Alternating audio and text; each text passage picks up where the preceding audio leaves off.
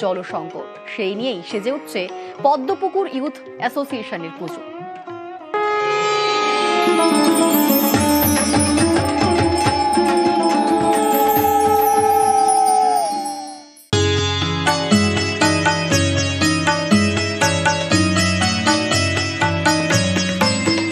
জলই জীবন।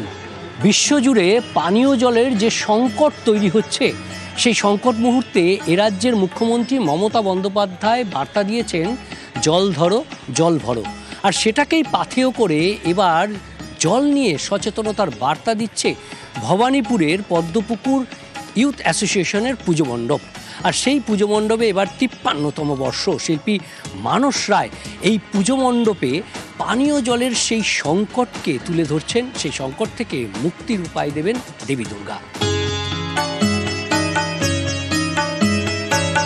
জলছবির দুটো অর্থ, একটা হচ্ছে হলো যেটা নান্দনিক অর্থ, যেটা দিয়ে যে আমরা জল ছবির আকারে পুরো ছবিটা দেখাচ্ছি, জলের মধ্যে পুরো মণ্ডপটার রিফ্লেকশন পড়বে।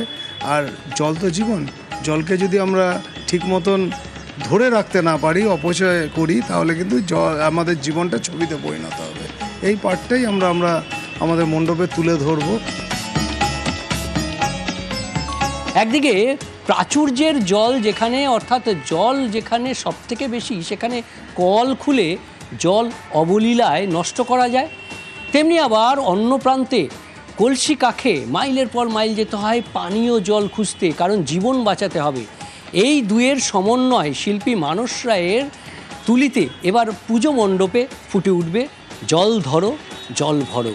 অর্থাৎ আগামী দিনে জলের যে সংকট এবং তার থেকে বাঁচার উপায় দেবী দুর্গা দেবেন। আসতে হবে সেই পুজো মণ্ডপে এই সমন্বয় দেখতে। ক্যামেরায় বিপুলের সঙ্গে বিশ্বজিৎ, নিউজ 18 বাংলা।